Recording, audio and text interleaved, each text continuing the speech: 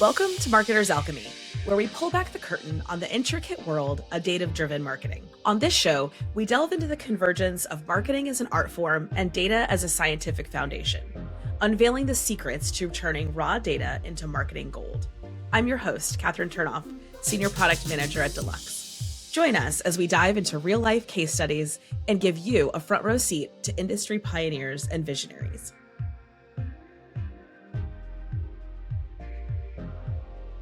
Welcome to Marketer's Alchemy, turning data into gold. I'm Kathryn Turnoff, and I'm here with Lindsay Hanson, Chief Marketing Officer, John Hancock, and Global Head of Behavioral Insurance, Manulife. Welcome. Thank you so much for having me, Kathryn. Happy to be here. Yeah, thanks for joining us today. So can you tell us a little bit about your career journey? What brought you to where you are at today at John Hancock? It has been a really amazing journey. I've been with the organization for the past 19 years. I actually started as a co-op from Northeastern University doing market industry analysis down to the 5-digit zip code level when AI was just a pipe dream of what it could be and what can we do with all the data that we have. And I have truly grown up in the organization in terms of managing on our wealth management side, also within our annuity business, now on the life insurance side, and have really spent the past 10 years transforming the way in which we bring life insurance to our customers. So it's really, really been amazing. And data has been right alongside me all along the way. So this is a topic I'm super passionate about and really excited to dive into some of that with you today. Us too. I'm so excited. It's rare to have like a data and one company person. So it's interesting to think like we can kind of talk about how things have changed since you've been there, especially in data, like you said before, when AI was just a thought of what could come next. And now we're in it, right? So let's head to our first segment, Alchemy Unveiled, Mixing Marketing Potions. Can you talk to us a little bit about what data your team uses? Data is, as you said it at your beginning, data is gold to us as an organization. And it's something that we look at each and every day. And from within our marketing organization, it's really big umbrella marketing with having our analytics and AI right within our marketing organization, which is quite powerful when you think about it. All of the different ways that we can leverage the data that our customers are sharing with us is really powerful for us to then provide back to them in personalized nudges or assets or recommendations for what they can be doing. In order, I think, though, to understand a bit about the data that we use, Kathryn, I just want to share a little bit about why we collect the data that we do from our customers. So the type of life insurance that we offer at John Hancock in the US, it's called John Hancock Vitality. And it's a way of helping our customers live longer, healthier, and better lives. And what that means is we've made life insurance about living versus about the dying. And we've said, if we're able to be there for you to help you get to know your health and understand it, and then giving you tips and tools and resources on how to improve your health, then we will then also reward you for doing those things over time. And so it's really this unique program for each of our customers. So the data that we gather surrounds all of that. It's physical activity data, it's health data when someone meets with their doctor that they're giving to us, it's nutritional data about what someone is buying at the grocery store. So it's so much information that we have that we're using to help give back to our customers in terms of those personalized nudges. That's one example. Another is what we're doing with all the data to help our sales and distribution team understand not only who they should be talking to next, but why they should be talking to them. What are the types of products and solutions that they may be interested in? And why do we think that that's the next best conversation to be having? So it's both ends of the spectrum, right at the start of the sale, but then all the way through to the customers from a day-to-day basis. I want to talk a little bit about two things, right? One is all this data that you're collecting, which I think for the average consumer, we're okay with it, right? Because we get something from it. So I think it feels like it's helpful. I don't want to keep track of all those things. And I also want to talk about that next best offer. But so first, let's talk about these insights, right? You're gathering this data. Is there anything that you found that surprised you when you looked into it? Things that maybe were correlated that you wouldn't have expected? Yeah, it's a great question. And I think the part that you said it so well, Kathryn, as humans, consumers, we're comfortable sharing data when we're getting something back. And that is really the base of all of this for us at Manulife and John Hancock. One of the pieces that truly surprised me when I stepped back and really thought about what we were doing was that traditionally, life insurance is something that we talk to our customers 1 or 2 times a year. And if you think about that, if you think of the type of investment and really what that is from financial protection, you should be hearing from your life insurance company and helping you live a better life much, much more. So, what was surprising to me is the way in which we can now communicate with our customers. We're talking to them 20 to 30 times a month. That's pretty remarkable. 1 to 2 times a year to 20 to 30 times a month. And people are engaging back with us. Our net promoter, which is the relationship that we have with our customers, is incredibly high. It's upwards in the 70s. They're interested, they're communicating back, they're sharing data. So that was something that was really powerful for me when I started to think about it. The other is that when you have this way of motivating someone to do something, so in this situation, I would say we're telling our customers, if you take more steps, you're going to live a longer, healthier, better life. How many times have we all heard that, right? But when you motivate someone, when you dangle that carrot to say, if you take 10,000 steps, you're going to get to spin a wheel. You're going to get a potential gift card. You're going to get points. You're going to get this. Dangling that carrot, it's really this interesting piece of bringing behavioral science into everyday life. And you're motivating people to do things that they may or may not already be doing, but you're creating this incentive-based program that's really quite remarkable with the results that you can have. It's interesting. So I have a toddler and everything is about like, how do we gamify it? Right. Like getting dressed in the morning, like who can do it fastest, what all that. We're not much different than toddlers, even as we grow up, right? If we can make it a game, if we can add sort of some competition, I think people are much more likely to engage. That's really interesting. No, it's such a great point, Kathryn. Just to give you an example and how we've tweaked based off of progress, we give our customers points for every workout that they do. So they could do every 10 workouts, they could spin a wheel, and on the wheel they could get a gift card or they could get points. Well, we were doing that 10 workouts over a full year. So someone could take 365 days to do 10 workouts, or someone could do them in 10 days and do that. We shrunk it to a week and we changed it to weekly targets. And we said, you now have to get a certain number of points within this week and you can get a wheel spin. We saw a tremendous change in engagement just by shortening that window in which we wanted someone to do something. So like you just said for your toddler, like, let's see who can do this faster. We created that healthy competition to get the results that not only that we wanted, but that we know is better for the customer overall. Yeah, it's a win-win, right? You get better engagement more often and we're healthier, which is always a good thing. When has this data that you're looking at, has it ever kind of busted a myth or went against your conventional thinking, especially maybe when it comes to that incentivizing? Like how is that different than maybe what you went in assuming? There's actually two myths that are very funny to me when I think back on saying, gosh, this must have been true. And so we went ahead on this myth busting trail. One was that this was really going to be, our program was going to be impacted by age. Older people may not want to engage over, certain age groups. They're not digital. They're not going to go onto your mobile app. And we said, okay, let's actually test that. And so we put our customers into different cohorts and we said, okay, let's separate them by decades. Every 10 years, let's take a look at it. And one of our highest engaged populations is between 70 and 80 of actually getting into our app 4 times a day. They're in our mobile app. And if I think of, as a consumer, how many apps am I going into 4 times a day? You don't think of life insurance or insurance in general. So to have that in that age bucket of 70 to 80 of that population in our mobile app about 4 times a day, that's pretty remarkable. So we totally busted that myth, which was great. The other is we heard a bit that people that are wealthy or wealthier don't like getting rewards. They don't like getting the small amount of gift cards. They're not going to engage in the program to get that wheel spin that I was speaking about that can get you gift cards. Myth busted.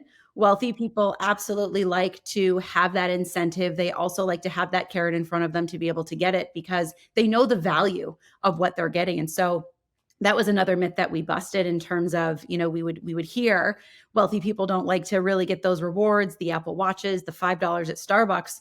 What we actually heard was that brought people together for them. We heard from some of our customers that they would share the Starbucks gift card with a granddaughter, a daughter, a friend, and it was something that they could give back with. So there was all these different elements that we were able to tie together.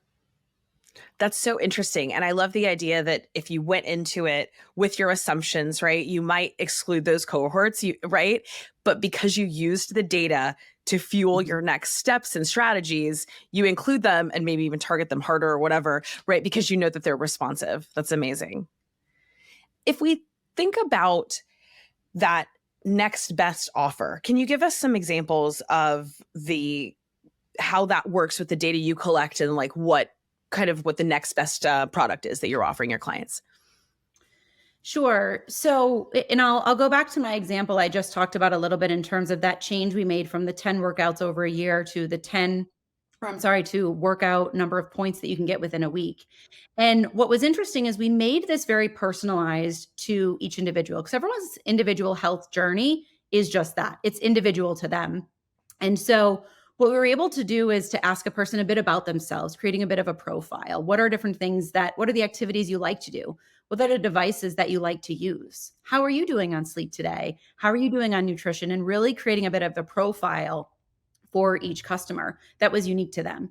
And then to say, okay, we're going to start you at just getting 70 points this week. Let's start there. And so someone takes 10,000 steps, they get 10,000 points. 20,000 steps, they're able to, you see how that progresses, upwards of 30 points that they can get each day. So 70 points is really just taking a few steps a few days a week.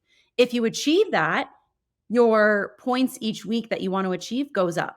And so it's motivating you over time to continually make those small incremental changes and improvements.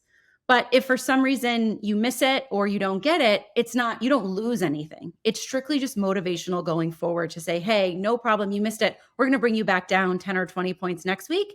Is something going on? Is there anything that we can help with? And that's really how we've been able to kind of adjust to this in terms of how we can make that data unique of what someone is sharing with us back to them. It's really interesting. And it's such a very tailored user experience as well. I think it kind of lends itself to why folks are in there 3, 4 times a day. That makes sense. One way that we also use that is to say, if someone does want to focus on, say, sleep, for example, we then share with them, here are some devices and organizations that we're partnered with that could help you with that. So have you tried an Aura Ring? Have you tried the Whoop device? What are different ways that these devices that are a part of the program could help you work on that one or two things that you wanted to? So that's how we pull all those different recommendations together for maybe that next best opportunity for them to continue on their health journey. Really interesting. Has there ever been a time that the data you have collected led you astray, right? You would have made a choice that ultimately turned out wrong because of the data. So actually, we often hear back from our customers in terms of, could you do this with the program? Could you do this? Could you do that? And we listen so much to our customers to make this really what they want it to be. And if we continue to do that, I don't think we would have gotten to the spot that we're in today. And so what I mean by that is we've heard so much around the actual tangible items. It's very easy to understand, what are you doing for physical activity? It's very easy to understand what you're purchasing at the grocery store. But we didn't have our customers asking us for, could you help me detect cancer earlier? Could you help me understand what the connection is between all of the different systems inside my body and what that's going to do for longevity? And so we now offer a blood test that allows our customers to know when they have cancer earlier on, an early cancer, multi-cancer early detection test, and a full body MRI scan. That was never an ask from our customers. And if we truly just listened to, okay, I would like the latest device, I would like points for meditation, I would like a good night's sleep, we wouldn't have gone into this area of prevention and early detection. But what we found is when we start to bring that all together and we listen to more of that surround noise of, yes, I want to live longer. Yes, I want to be there to see my kids graduate. Yes, I really want to understand the impacts of my health and my food all coming together. That's when we took this path to, okay, let's focus on prevention. And when prevention can't be it, let's focus on that element of early detection. And that data wasn't sitting in front of us, but we listened to that surround noise, what was happening in industries adjacent to us, to know that that was the next step for us along the journey. And you knew kind of also what your customers needed, maybe if they didn't recognize it themselves. I think that's such a perfect example of kind of being a leader in the industry and a trusted partner, for Mhm. your clients as opposed to just a vendor or a provider. I love that. Exactly. How else do you think about providing your customers with data, right? Like you've kind of touched on a couple of these partners that you have. How do you kind of bring them into the fold, and how do you use your strategy? How to use them in your strategy to help kind of arm your customers with more data? So we have really great partnerships and collaborations with so many brands and organizations. One that I would say very recent for us is a partnership with Function Health. And if you're not familiar, Function Health is a fairly new organization that focuses in on giving you do blood work, and it gives you over 100 biomarkers of your body. A traditional physical is about 17 to 20 biomarkers. This gives you over 100, and you actually test twice a year so that you can then see how has it changed, what's improved. And it gives you all of these different, whether it's a supplement, whether it's a try this, try medication, try these foods that we've been able to give very personalized to our customers, but it's through function. We're not trying to recreate all of these different experiences. We're building this all through partnerships and collaborations. So that's really been something that we take great pride in, not trying to be everything, but always partnering with the best to bring that to our customers. And so that's one that, we saw this great opportunity with Function to allow our customers to know more about their health, which was great.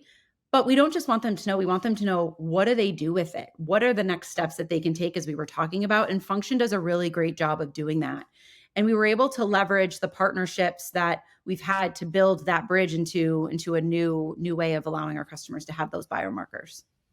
I love that, really kind of driving home your value and that trusted advisor status. Thank you for sharing. So, I want to move on to our next segment, from nuggets to campaign gold. Here, we'll talk a little bit about a successful campaign. Can you give us a real life example of one that was driven by data, and how the data informed your campaign and what happened? Sure. And this is one, it's so great. As I said, I've been with data for the past 19 years about what it can do for us and for our customers. And I'll touch upon one of the partnerships I just spoke of briefly, Kathryn Grail, which is an early multi-cancer early detection test. And it's interesting. We went on this journey to understand how can we help our customers, right, find out if they have cancer early, when it can be cured, because we know that that adds to longevity.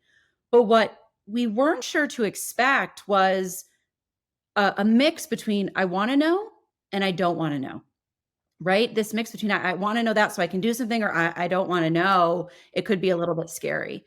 And so when we were framing a campaign around this, we had to really balance between head and heart.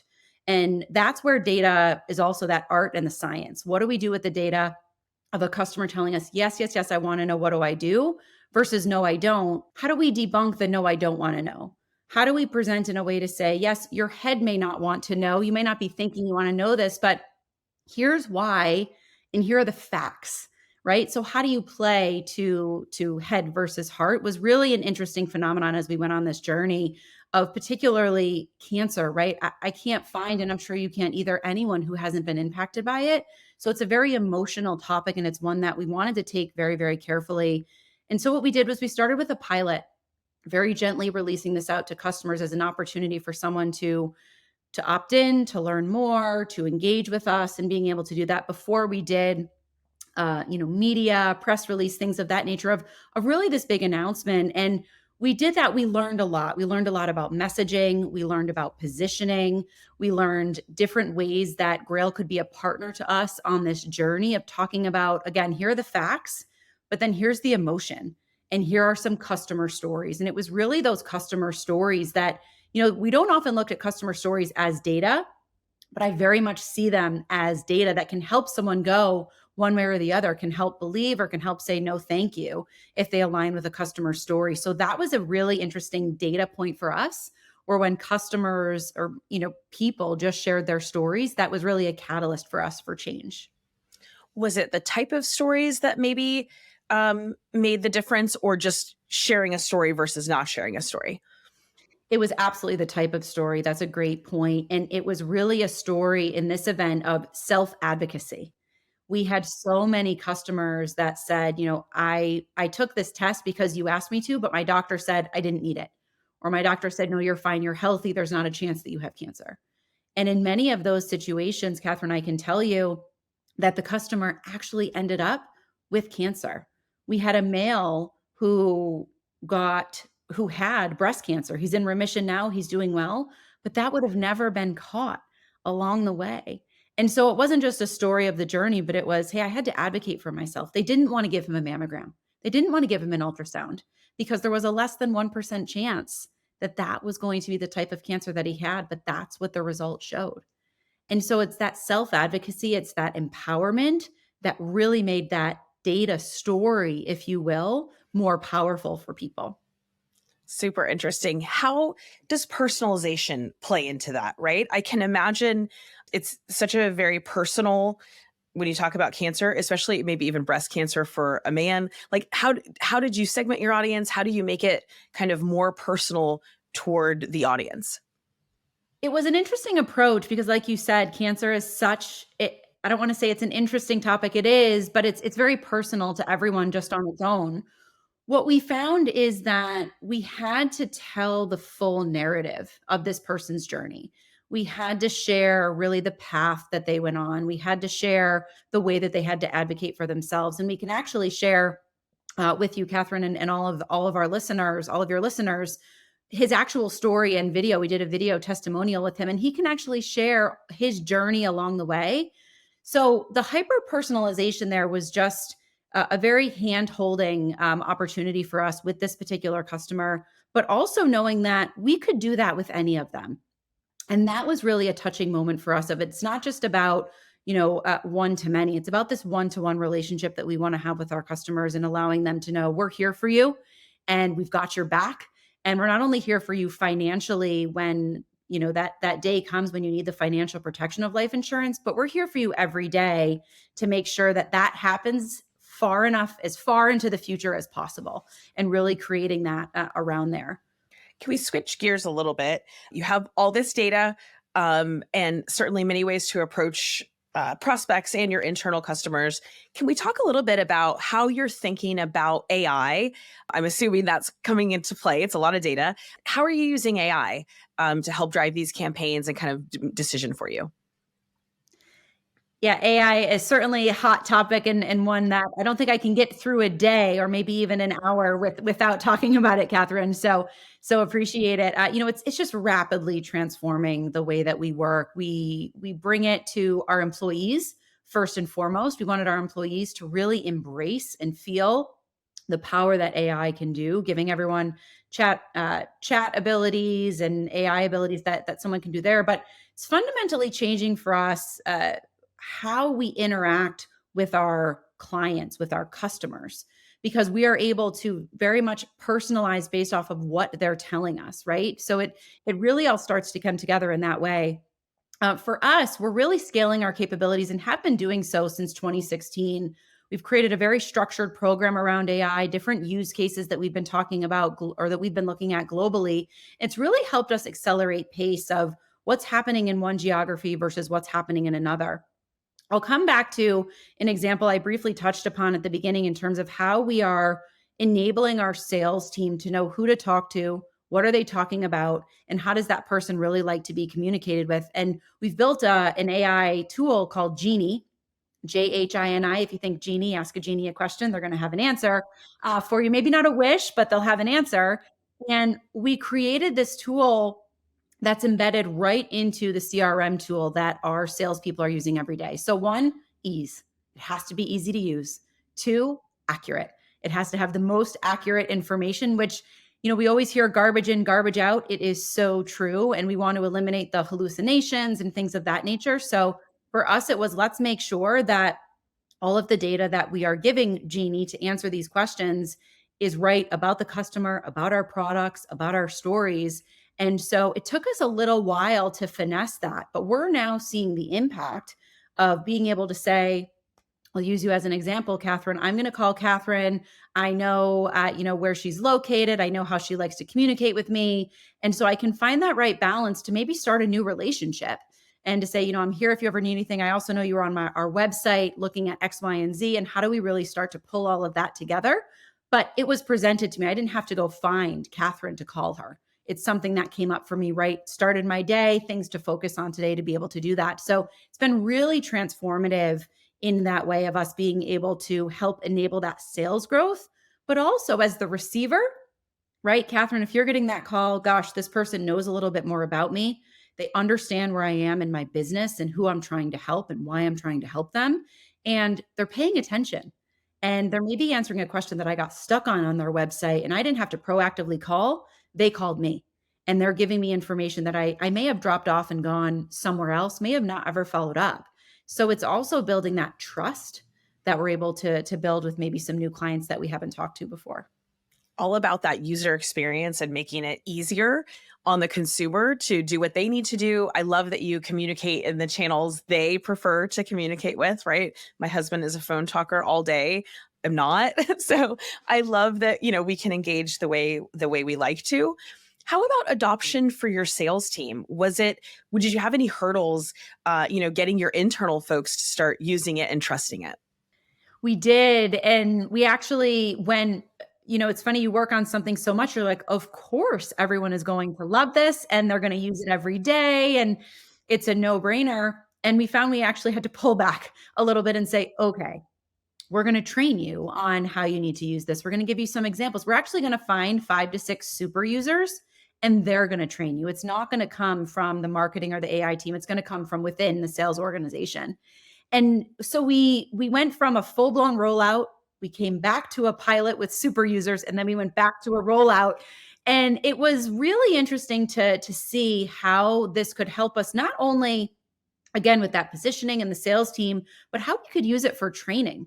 It's now become a part of when we bring someone new on within the sales and distribution team, using Genie and how it can help them with their business is a part of that. And it's actually most of the training is now done in Genie because it knows all of our products, it knows our solutions, it knows our stories. So it's helping with that training piece as well. So someone becomes much more used to using it on a day-to-day basis. The part of it too, no, which is super interesting is when you hear from a peer that they're finding success with a tool, you want it too. And so we created this healthy competition of people sharing, salespeople sharing, look, I was using this Genie tool. It told me to call this person. I now have a new client, which related to business. I'm winning.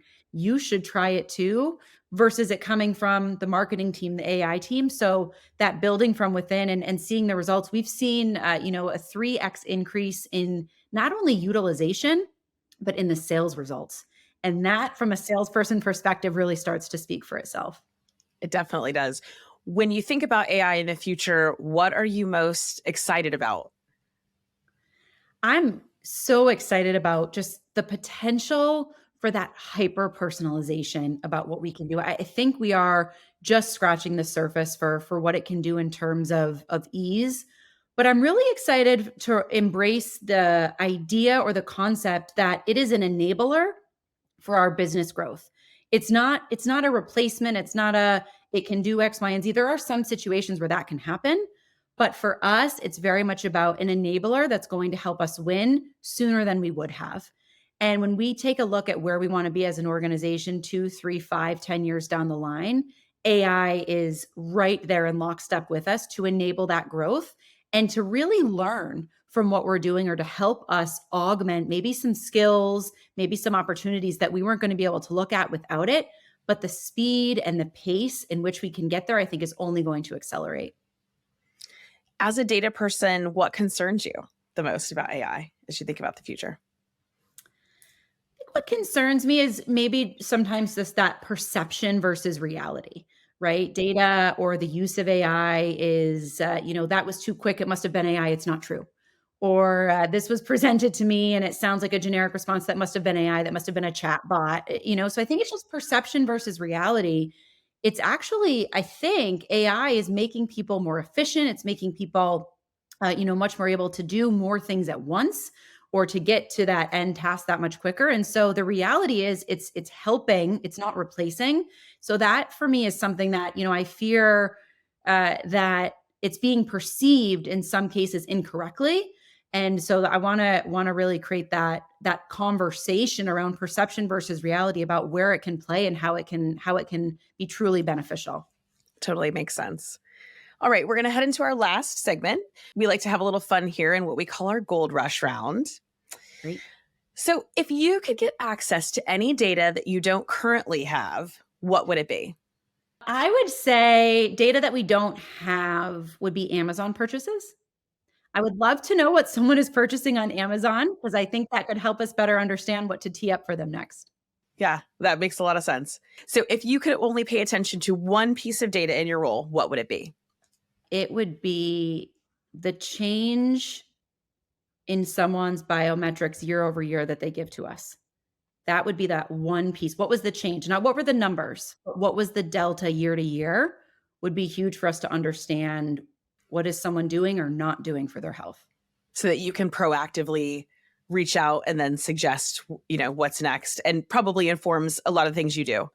Right. Or what happened and how can we help if they maybe got worse? Yeah, interesting.